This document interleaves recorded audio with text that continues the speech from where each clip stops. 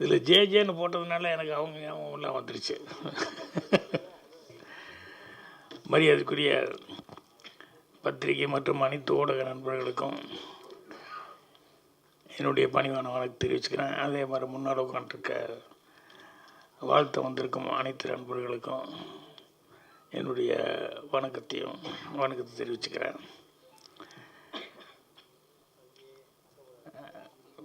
நான் இன்னும் படம் பார்க்கலையேன்னு நினச்சிட்டு இருந்தேன். எல்லோரும் இனிமேல் தான் போட போகிறான்னு. ஆனால் சதீஷ் பார்த்துட்டார் அப்படின்னா. சதீஷ் அவர் நடிகர், இயக்குனர், தயாரிப்பாளர். அவர் சமீபத்தில் பண்ண படம் ஹிந்தி கூட ரீமேக் ஆகுது அப்படிங்கிற அளவுக்கு அது சக்ஸஸ்ஃபுல்லாக பண்ணியிருந்தார். ஸோ ரொம்ப சந்தோஷமாக இருக்குது. ஏன்னா படங்கள் இப்போல்லாம் ரீமேக் பண்ணுறதுங்கிறது கொஞ்சம் ரேராக தான் ரீமேக் ஆகுது. ரொம்ப நல்ல படங்கள் ரொம்ப நல்ல கலெக்ஷன் ஆச்சு அப்படின்னா தான் ரீமேக் ஆகுது. ஸோ அந்த மாதிரி ஹிந்தியில் பண்ண போகிறாங்கன்னு சொல்லும்போது ரொம்ப சந்தோஷமாக இருந்தது. ஸோ அவர் படம் பார்த்துட்டு அவர் சொல்கிறாரு அப்படிங்கும்போது கண்டிப்பாக கரெக்டாக அவருடைய ஃபோட்டோகிராஃபி பற்றி, கேமராமேனை பற்றி சொல்லிட்டு இருந்தார், மியூசிக் பற்றி சொன்னார். அப்புறம் அந்த படமும் ஒரு டிஃப்ரெண்ட்டான ஒரு இதில் எடுத்திருக்காங்க அப்படின்னு சொன்னார். ஸோ எனக்கும் முதல்ல எல்லாத்துக்கும் வணக்கம் சொல்லிடலாம். இந்த ப்ரொடியூசர் சையத் அவர்கள், அதுக்கப்புறம் ஆர்ட் டைரக்டர் வந்திருக்காரு, கௌதம் கேமரா, இவர் மியூசிக் டைரக்டர், அப்புறம் ஐஸ்வர்யா அவங்களுக்கு நீங்கள் விட்டு வில்லன் கேரக்டர் செஞ்சவர், எல்லாத்துக்குமே என்னுடைய பணிவான வணக்கத்தையும் வாழ்த்துக்களையும் நான் தெரிவிச்சுக்கிறேன். ப்ரொடியூசர் இவர் டைரக்டர் சந்தோஷ் அவர்கள் இன்வைட் பண்ணும்போது சும்மா என்ன கதை என்னன்னு சொல்லி ஜென்ரலாக படத்தை பற்றி தெரிஞ்சுக்கலான்னு சொல்லி கேட்கும்போது இது ஒரு லேடிஸுக்கான சப்ஜெக்ட் அப்படின்னு சொல்லிட்டு ஒரு அவுட்லைன் சொன்னார். அவர் முன்னால் எங்கேயாவது ஒர்க் பண்ணியிருக்காரா என்னன்னு சொல்லிட்டு யாராவது வந்தாலும் கேட்பதில்ல, யார்கிட்ட ஒர்க் பண்ணீங்க என்ன அப்படின்ட்டு. இல்லை சார், எனக்கு சினிமாவில் இருந்த ஆர்வத்தில் படங்களை பார்த்து நானே கற்றுக்கிட்டேன், நடிக்கணும்னு ஒரு ஆர்வம் இருந்தது, அதுக்கப்புறம் டைரக்ஷன் பண்ணலான்னு சொல்லி டைரக்ஷன் பண்ணியிருக்கேன் அப்படின்னாரு. அப்போ அந்த அவுட்லைன் சொல்லும்போது ரொம்ப தெளிவாக சொன்னார். அது சட்டம், போலீஸ், காவல்துறை, நீதித்துறை இது சம்மந்தப்பட்டதாக இருந்தது அந்த சப்ஜெக்டு. நீட்டாக தெளிவாக சொன்னார். புதுசாக பண்ண போகிறது, யார்கிட்டையும் ஒர்க் பண்ணாமல் பண்ணுறாரு அப்படிங்கும்போது அவர் சொல்கிற நேரேஷனில் அவர் எவ்வளோ அழகாக சொல்லுவார் அப்படின்னு சொல்லிட்டு அதில் என்னால் ஊகிக்க முடிஞ்சது. அவர் மட்டும் இல்லை, அவர் கூட சரவணன் எக்ஸிக்யூட்டிவ் ப்ரொடியூசர் வந்தார். இவர் சொல்லிகிட்டு இருக்கும்போது நடுவில் அவரும் பூந்துட்டு சில இடங்கள் இவர் தண்ணி குடிக்கிற கேப்பில், ஃபோன் பேசுகிற கேப்பில் எல்லாம் அவரும் படத்தை பற்றியும் மற்ற விஷயத்தை பற்றியும் சொல்லிட்டு இருந்தார். அவர் எவ்வளோ நாலேஜோடு இருக்கார் சினிமாவில் அப்படிங்கிறத பார்க்கும்போது எனக்கு உண்மையிலேயே ஆச்சரியமாக இருந்தது. அது எல்லாத்தோட பெரிய ஆச்சரியம் ப்ரொடியூசர் சையத் ஆரம்பித்தார் பாருங்கள் கதையை பற்றி. ஸோ வெறும் பணம் போட்டு படம் பண்ணுற தயாரிப்பாளராக மட்டும் இல்லாமல் அவரும் இந்த கதை என்ன ஏது அப்படிங்கிறதெல்லாம் கேட்டு தெளிவாக இதை பண்ணியிருக்காரு அப்படின்னு சொல்லும்போது அதை தான் கேமராமேன் யாரோ பேசும்போது சொல்லிட்டாங்க, எல்லாருமே கதையை பற்றி பேசிட்டாங்க, இனிமேல் நான் அதை பற்றி என்ன சொல்கிறது அப்படின்னு சொல்லிட்டு அவரோட தொழில் ரீதியாக சில விஷயங்கள் சொன்னார். டே எஃபெக்ட்டுக்கு என்ன கேமரா யூஸ் பண்ண, எது வச்சு ஷூட் பண்ண, நைட் எஃபெக்ட்டுக்கு அதுக்கு காரணங்கள் இதெல்லாம் சொன்னார். ஸோ சதீஷ் அவர்கள் பர்டிகுலராக கேமராமேனை அப்ரிஷியேட் பண்ணியிருக்காருங்கும்போது எனக்கும் படம் பார்க்கணும் அப்படிங்கிற மாதிரி ரொம்ப ஆர்வமாக இருந்தது. இது க்ரைம் சம்மந்தப்பட்டது அப்படின்னு சொல்லும்போது எனக்கு ரொம்ப பிடித்தது. நான் அதிகமாக படம் பண்ண முடியல. நான் விடிமுறை காத்திரு பண்ணேன், அப்புறம் ஒரு கைதியின் டைரி, இதுதான் ஸ்கிரிப்ட் பண்ணேன். பாக்கி பூராமே ஃபேமிலி ஓரியன்டாக பண்ணேன். ஆனால் எனக்கு உண்மையிலே பிடித்தமானது அப்படிங்கிறது க்ரைமு. நான் சினிமா பார்க்குறதோட க்ரைமு, ஆக்ஷன் இது மாதிரி இருக்கிற படங்கள் தான் நான் நிறைய பார்ப்பேன். அதை ரொம்ப லைக் பண்ணுவேன். ஏன்னா அது செய்கிறதும் கஷ்டம். இவர் முதல் படமே வந்து சந்தோஷ் வந்து எப்படி ஸ்கிரிப்ட் பண்ணியிருக்காருன்னு நினைக்கும் போது எனக்கு ஆச்சரியமாக இருக்குது. ஏன்னா அந்த க்ரைமுக்கு அப்படிங்கும்போது அதுக்கு கொஞ்சம் தனிப்பட்ட ஒரு இதெல்லாம் வேணும். அதை ஸ்கிரிப்ட் பண்ணுறது, சீன் பண்ணுறது அதெல்லாம். ஸோ அவர் ரொம்ப தைரியமாக வந்து இது பண்ணியிருக்காரு. ஏன்னா எனக்கு வந்து ரொம்ப வருஷம் முன்னாடி சினிமாவுக்கு வந்த புதுசில் நான் பார்க்கல. ஆனால் என் கூட அசிஸ்டண்ட்டு இதில் குழுவில் வந்து ஸ்டோரி டிஸ்கஷன் எல்லாம் உட்காந்துருப்பாங்க. கலைஞான சார், கனகசன் மூவா அவங்கெல்லாம் ரொம்ப சீனியர்ஸு. அம்மாரா இவங்கெல்லாம் உட்காந்துருக்கும் போது ஏதாவது அவங்க சர்வீஸுக்கு சில படங்கள்லாம் சொல்லுவாங்க. அதில் கனகசண்முகம் சார் ஒரு க்ரைம் சப்ஜெக்ட் சொன்னார். எனக்கு ரொம்ப பிடிச்சது. அது இன்னும் மனசில் அப்படியே பதிவாயிருக்கு. என்னென்னா 2 பேர் அக்கா தங்கச்சிங்க. அதில் ஒருத்தி வந்து நல்ல ரிச்சு, நல்ல பணக்காரி ஆகிட்டா. இன்னொரு தங்கச்சி வந்து கொஞ்சம் சுமாராக தான் அவளுடைய சூழ்நிலையில். அவன் எங்கேயோ தனியாக இருக்கிறா, ஐயோ அக்கா ஒரு இடத்துல இருக்கிறா. ஆனால் அக்கா வந்து எவ்வளோ பணம் இருந்தாலும் எவ்வளோ வசதி வந்தால் கூட தங்கச்சியை வந்து எல்லா ஃபங்க்ஷனுக்கும் கூப்பிட்டு அவங்களுக்கு என்ன செய்யணுமோ என்ன ஹெல்ப் பண்ணணுமோ எல்லாமே பண்ணி தங்கச்சியை நல்லா கவனிச்சிட்டாங்க. இருந்தாலும் மனிதனுக்கு ஒரு பெரிய ஒரு வீக்கான ஒரு சமாச்சாரங்கிறது பேராசை. இப்போ அக்கா என்ன செஞ்சாலும் அந்த தங்கச்சிக்கு வந்து அவள் இடத்துல நம்ம இல்லையே, நம்ம அந்த பணக்காரி போய் நம்ம இல்லையே அப்படிங்கிறது வந்து அவளுக்கு எப்பவுமே என்ன ஹெல்ப் பண்ணால் கூட அது ஒரு சின்ன அவளுக்குள்ள ஒரு இதாக இருந்துகிட்டு இருந்தது. இந்த இடத்துல நம்ம இருந்தால் அவ்வளோ நல்லா இருக்கும்னு. அதில் என்னென்னா 2 பேரும் ட்வின்ஸாக இருக்கிறதுனால அச்சசப்பில் 2 பேரும் ஒரே மாதிரி இருப்பாங்க. பேச்சு எல்லாமே ஒரே மாதிரி இருக்கும். வீட்டில் இருக்கிறவங்க ரிலேஷனே சில நேரங்களில் தடுமாறுவாங்க. இது யார் அக்கா யார் தங்கச்சின்னு கூப்பிட்றதுல வந்து ஒரு கன்ஃபியூஷன் அவங்களுக்குள்ள. அந்த அளவுக்கு அவங்க 2 பேரும் ஒரே மாதிரி ஒரு ஒற்றுமை இருக்குது. அப்போ அவளுக்கு ஒரு தப்பான ஒரு எண்ணம் வருது.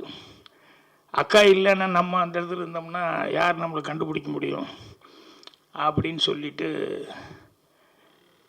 இவ வந்து அக்காவை ஏதாவது பண்ணிவிட்டு நம்ம அந்த இடத்துல வந்து உட்காந்துடுறோம்னு சொல்லிட்டு அந்த செக்கில் கையெழுத்து போடுறது முதல் கொண்டு எல்லாமே வந்து அவள் ப்ராக்டிஸில் வந்து எல்லாம் இருந்துகிட்டு இருந்து எல்லாமே பக்காவாக இருக்குது. யாருனாலையும் கண்டுபிடிக்க முடியாதுங்கிற அளவுக்கு.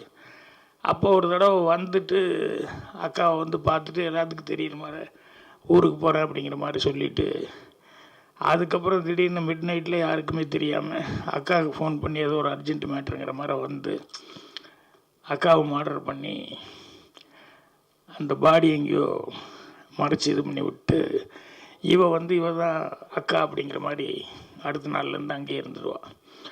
ஸோ யாருக்கும் எந்த சந்தேகம் வரல. அந்தளவுக்கு வந்து அவள் பக்காவாக வந்து அக்கா மாதிரியே எல்லாமே ப்ரிட்டெண்ட் பண்ணிகிட்டு இருப்பாங்க. அந்த மாதிரி எல்லாமே செக்கு கையெழுத்து போடுறது அது இது எல்லாத்துலேயும் பர்ஃபெக்டாக இருந்ததுனால யாருக்குமே எந்த சந்தேகம் வராது. அப்போ திடீர்னு ஒரு போலீஸ் ஆஃபீஸர் வருவார். வந்து அவர் வந்து அந்த பொண்ணுக்கிட்ட வந்து கேட்பார், இந்த மாதிரி உன் அக்கா எங்கே அப்படின்னு. இல்லை நான் தான் அக்கா அப்படின்னு இவ சொல்லுவா. இல்லை அக்கா எங்கேன்னு சொல்லு அப்படின்னு சொல்லி கேட்டால் இல்லை நான் தான் அக்கா, உனக்கு என்ன சந்தேகம், எதில் சந்தேகம் அப்படின்னா அப்போ ஒன்றும் இல்லை ஒரு விஷயம் என்னென்னா உங்கள் அக்கா வந்து ஒருத்தரை கொலை பண்ணிட்டா, அதுக்கு எல்லா எவிடன்ஸ் இருக்குது. அதனால் அக்காவை தான் தேடிட்டு வந்தேன் நான். அதனால் நீ உட்காண்ட்ருக்க. அதனால் இப்போ 2 விஷயம். ஒன்று, நீ தான் அக்கான்னா அந்த கொலைக்கு எல்லா எவிடன்ஸ் இருக்குது, நீ அரெஸ்ட் ஆகிக்கிறோ, நீயே சரண்டர் ஆகிக்கோ. இல்லை நீ தங்கச்சி அப்படின்னா உங்கள் அக்கா எங்கே, அக்காவை என்ன பண்ண. ஸோ அக்கா கண்டிப்பாக நீ கன்ஃபார்மாக அவளை கொலை பண்ணிட்ட. ஸோ அதனால் நான் வெளியே வெயிட் பண்ணுறேன். ஒன்று அக்காவைன்னா அக்காவை பண்ண கொலைக்காக வந்து சரண்டர் ஆகிக்கோ, இல்லை தங்கச்சின்னா அக்காவை கொலை பண்ணதுக்காக வந்து சரண்டர் ஆகிக்கோ. நான் வெளியே உனக்கு டைம் கொடுக்குறேன், ஒரு 1/2 hour யோசிச்சுட்டு வா அப்படின்னு சொல்லிச்சேன். ஸோ இந்த கதை வந்து 50-60 வருஷத்துக்கு முன்னால் நான் கேட்டது. ஸோ அப்போவே எந்த அளவுக்கு அவங்க புத்திசாலித்தனமாக திங்க் பண்ணி இப்படி ஒரு ஸ்கிரிப்ட் பண்ணியிருக்காங்க அப்படின்னு சொல்லும்போது அந்த க்ரைமுங்கிறது எவ்வளோ வித்தியாசமான க்ரைமு, எப்படி கதையை வந்து இப்படி திங்க் பண்ணியிருக்காங்க அப்படின்னு சொல்லும்போது ரொம்ப ஆச்சரியமாக இருக்கும். அதே மாதிரி இதில் சட்டம், லாயர் அது இதுன்னு சொல்லிட்டு அதெல்லாம் நிறையா வருது. எனக்கு சின்ன வயசுலலாம் வந்து இந்த கோர்ட்டை அந்த கோட்டுக்கிட்டலாம் போட்டு அந்த இதெல்லாம் கட்டிக்கிட்டு யுவர் ஆனர் அப்படின்னு சொல்லிட்டு லாயர்கள்லாம் பேசும்போது பார்த்தா எனக்கு ரொம்ப அது ஒரு பெரிய ஹீரோ மாதிரி எனக்கு ஒரு ஃபீலிங். அதனால் நம்ம லாயருக்கு தான் படிக்கணும் அப்படின்னு சொல்லிட்டு சின்ன வயசில் ஆசைப்பட்டேன். அப்புறம் பார்த்தா சூழல்கள் அது படிக்க முடியல. அப்புறம் கடைசியில் எதுவுமே டிகிரிக்கே படிக்க முடியல போச்சு. அது வேறு பிஎஸ்சியே ஃபெயில் ஆகி வந்துட்டோம்.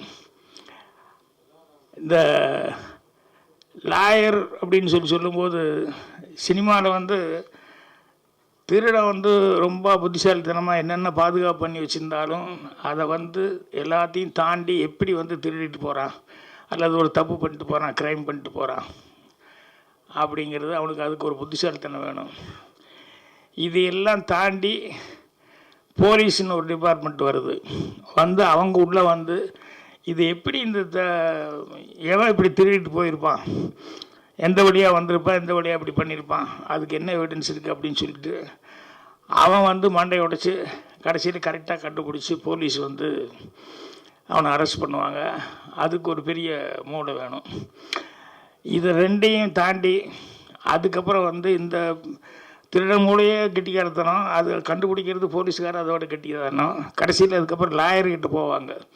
அவர் இந்த கேஸை வாங்கிட்டு அவர் கேட்பார் என்ன பண்ண ஏது பண்ண அப்படின்னு சொல்லிட்டு.